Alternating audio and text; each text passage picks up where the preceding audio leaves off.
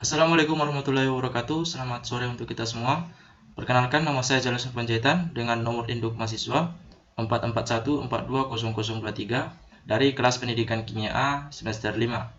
Pada video kali ini saya akan mempresentasikan hasil resume saya tentang mata kuliah teknologi dan media pembelajaran sains.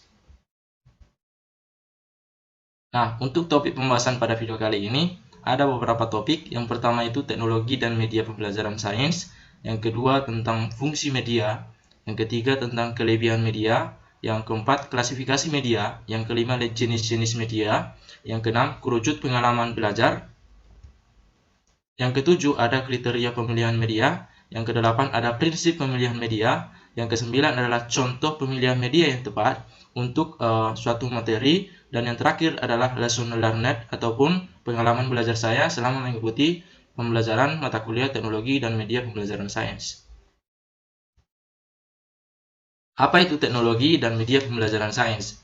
Teknologi memainkan peran yang sangat penting dalam pendidikan siswa. Teknologi dan media yang disesuaikan dan dirancang secara khusus diharapkan bisa memberikan kontribusi bagi pengajaran yang efektif dari seluruh siswa. Jadi teknologi dan media pembelajaran ini sangat berkontribusi dalam proses pembelajaran. Teknologi pembelajaran merupakan suatu disiplin ilmu yang tersendiri yang bukan hanya terbatas pada media dalam bentuk peralatan fisik semata, melainkan merupakan kajian praktik etos dalam mendesain, mengembangkan, menggunakan, mengelola, dan mengevaluasi proses dan sumber teknologi yang sesuai dengan untuk memfasilitasi belajar dan memperbaiki kinerja tenaga pendidik, peserta didik, dan organisasi kependidikan. Poin pertama, teknologi dan media pembelajaran. Teknologi pembelajaran dapat diartikan sebagai pengembangan serta penerapan ilmu pengetahuan, sedangkan media pembelajaran yang dirancang dengan baik dapat merangsang timbulnya proses pembelajaran. Jadi media ini adalah hasil rancangan dari teknologi. Seperti yang saya sebutkan tadi bahwa teknologi merupakan alat atau teknik ataupun metode yang menjadi sarana untuk mempermudah penyampaian pesan ataupun informasi dari sumber yaitu sebagai pendidik ke penerima informasi ataupun pesan yaitu peserta didik agar tercapainya tujuan pembelajaran ataupun pendidikan. Nah, dari itu maka media tersebut berhasil menyalurkan pesan atau bahan ajar apabila kemudian terjadi perubahan tingkah laku ataupun behavioral change pada diri si belajar ataupun si peserta didik. Jadi teknologi dan media ini sangat berhubungan erat. Selanjutnya ada tentang fungsi media. Media itu sebagai perantara ataupun sebagai jembatan antara guru dan siswa untuk melaksanakan proses pembelajaran. Ketika kita perhatikan di dalam gambar ini, antara guru dan siswa itu dijembatani oleh sebuah media untuk menyampaikan suatu pesan ataupun suatu informasi ataupun suatu materi yang disampaikan oleh seorang guru. Jadi, ketika guru menyampaikan materi, media ini sebagai jembatan untuk bisa dilihat langsung oleh siswa tersebut. Nah, selanjutnya tentang kelebihan media. Ada beberapa kelebihan media yaitu ada 3, yaitu kemampuan fiksatif, ada kemampuan manipulatif, dan kemampuan distributif. Kemampuan fiksatif ini merupakan kemampuan yang dapat menangkap ataupun menyimpan dan menampilkan kembali suatu objek ataupun kejadian. Jadi kelebihan media yang di sini adalah kejadian ataupun objek itu dapat ditangkap ataupun disimpan dan ditampilkan kembali untuk dipresentasikan kepada seorang pendidik, seorang peserta didik. Yang kedua adalah kemampuan manipulatif, yaitu artinya media dapat menampilkan kembali ataupun objek ataupun kejadian berbagai perubahan dengan dimanipulasi sesuai dengan keperluan materi ataupun keperluan proses pembelajaran. Yang ketiga adalah kemampuan distributif, yaitu artinya media mampu menjangkau audiens yang jumlahnya dalam satu penyajian. Jadi kemampuan media ini bisa menyalurkan materi ataupun informasi dalam satu penyajian di berbagai audien itu ketika banyak audien atau lebih dari kita katakan lebih dari 30 audien, maka kemampuan dari media ini bisa tersampaikan ataupun sebagai penyalur begitu. Selanjutnya ada klasifikasi media. Klasifikasi media ini disebutkan ataupun dijelaskan oleh Anderson, yaitu pada tahun 1993. Ada 9 goal media yang disebutkan, yaitu ada audio sampai komputer dengan contoh media instruksionalnya. Jadi ketika audio ini, salah satu contohnya adalah kaset audio, siaran radio, dan CD. Untuk bahan cetak seperti gambar ataupun foto, baik seperti buku, modul, grafis, dan lain sebagainya. Untuk audio cetak itu seperti modul cetak dengan kaset, ada SRP dengan bahan penyerta, dan lain sebagainya sampai komputer, yaitu multimedia dan e-learning. Tetapi untuk klasifikasi media yang menurut Anderson ini, pada saat ini kurang sesuai ataupun kurang relevan. Selanjutnya adalah jenis-jenis media.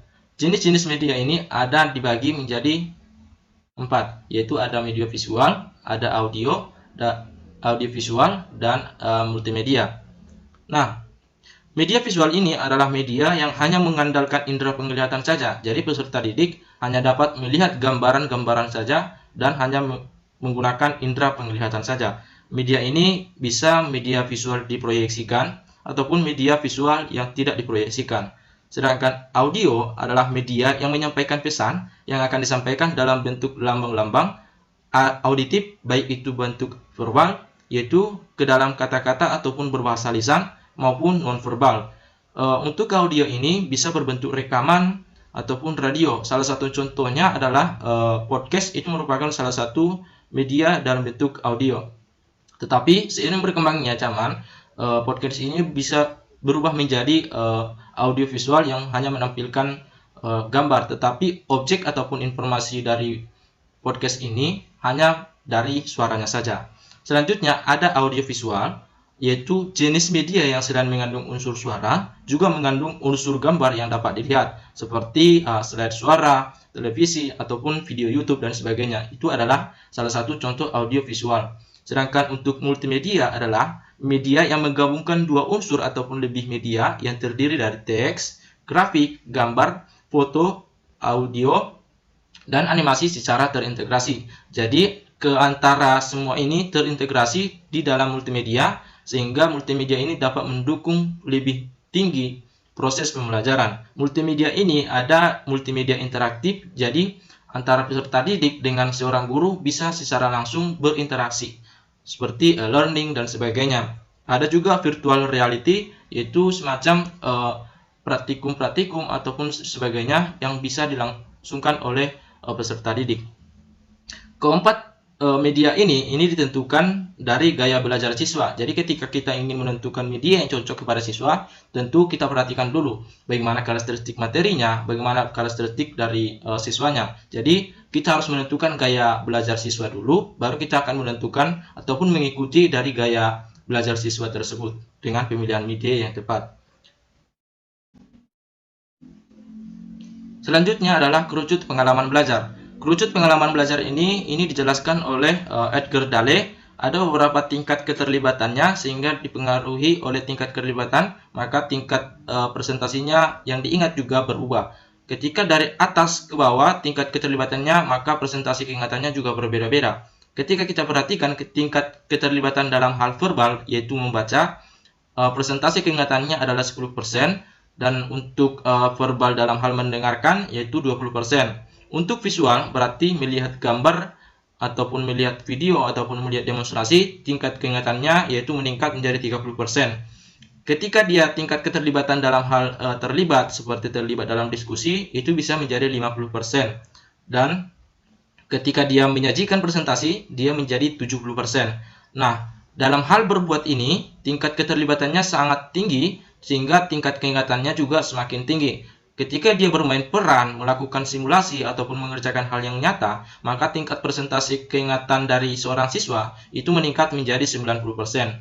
Jadi, semakin dia melaksanakan proses pembelajaran itu, maka tingkat keingatan seorang peserta didik itu akan semakin meningkat.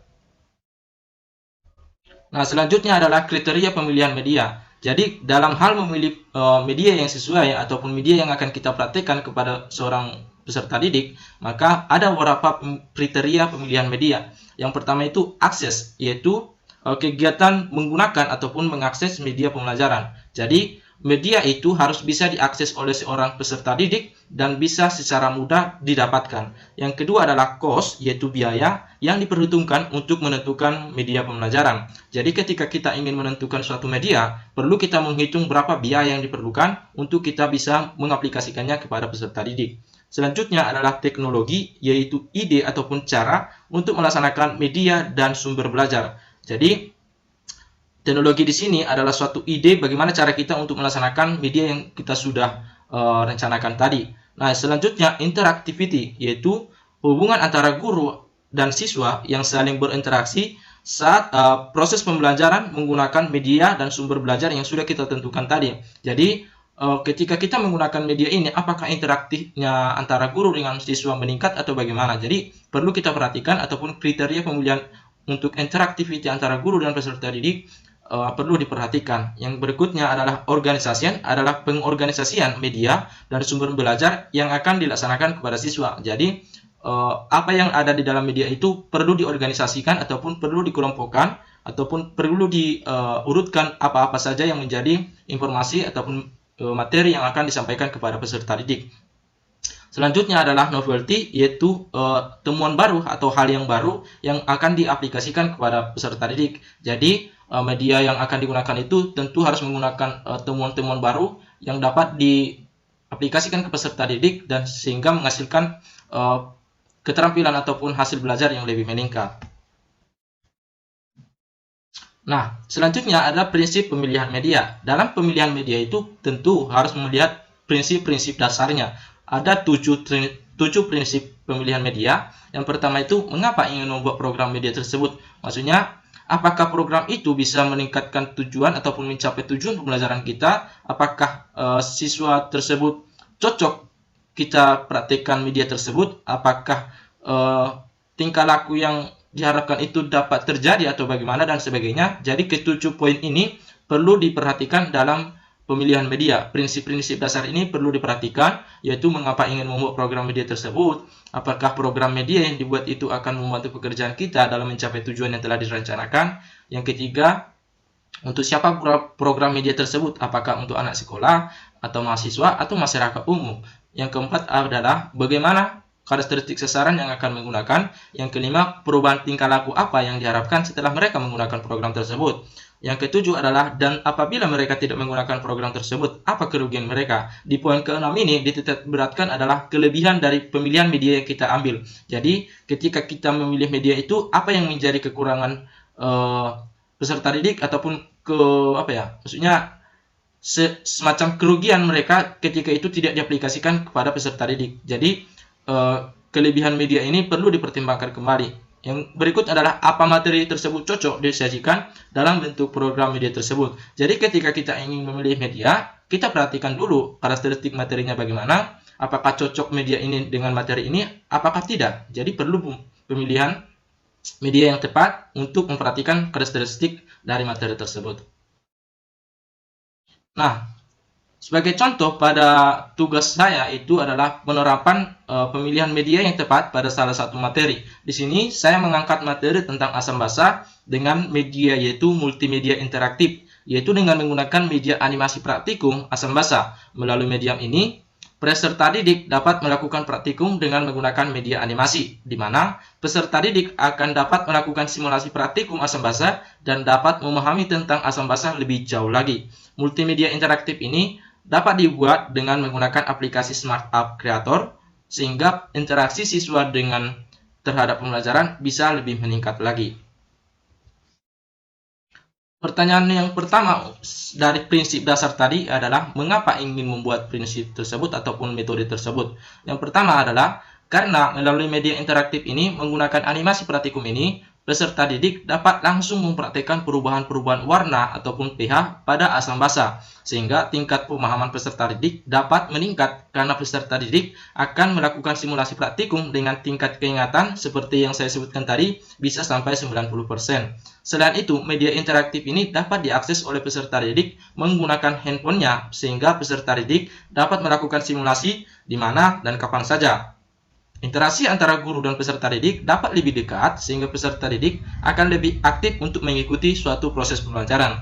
dalam media ini juga akan didahului materi yang berkaitan dengan asal materi. Setelah itu pelaksanaan praktikum.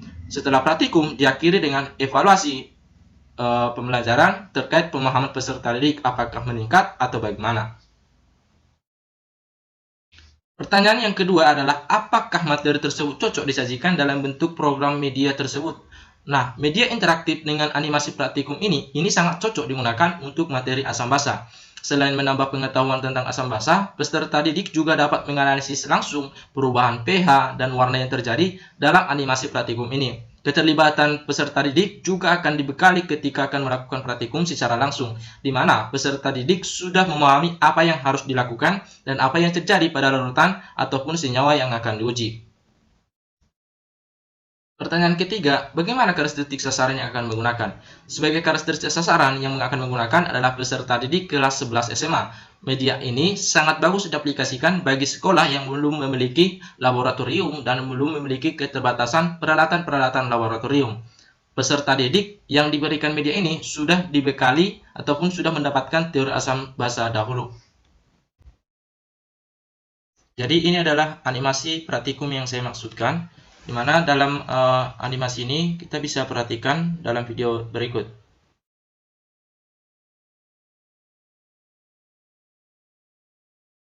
Selanjutnya adalah lesson learned ataupun pembelajaran yang saya dapatkan ketika sudah menjalani perkuliahan mata kuliah teknologi dan media pembelajaran sains. Yang pertama itu adalah dapat menjelaskan kembali pengertian media pembelajaran, yaitu komponen sumber belajar yang mengandung materi instruksional di lingkungan siswa yang dapat memotivasi siswa untuk belajar. Selain itu, saya juga dapat mengklasifikasikan jenis-jenis media pembelajaran, yaitu ada media visual, ada audio, ada multimedia, dan audio visual. Keempat jenis media ini itu dirancang sesuai dengan karakteristik materi dan siswa maupun gurunya. Saya juga dapat mengetahui kriteria yang perlu diperhatikan dalam pemilihan media yang yaitu ada aksesnya, ada cost-nya, ada teknologinya, ada interaktivitinya, ada organisasinya, dan ada kebaharuannya ataupun novelty-nya.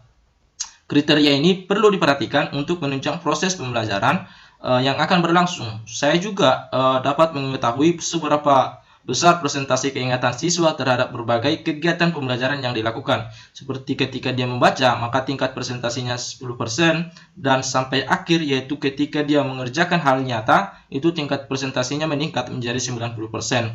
Yang paling berkesan adalah saya mampu mengaplikasikan materi tentang media pembelajaran dengan membuat media pembelajaran tentang materi asam basa. Saya juga dapat membuat media yang menurut saya sesuai melalui pembelajaran yang saya ikuti dan yang saya pahami. Saya juga tahu bahwa dalam memilih media ini harus memperhatikan prinsip-prinsip pemilihan media, yaitu mengapa dan sebagainya.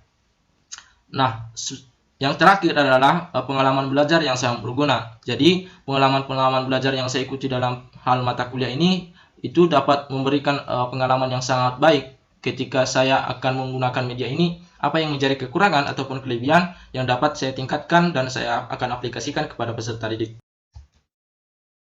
Mungkin itu hasil resume yang dapat saya sampaikan untuk terkait mata kuliah teknologi dan media pembelajaran sains. Jikalau ada kata-kata yang kurang berkenan, saya mohon maaf, dan pemahaman-pemahaman yang salah, saya juga mohon maaf. Saya Jalan Senu Panjaitan mengucapkan banyak terima kasih. Sampai jumpa di video selanjutnya.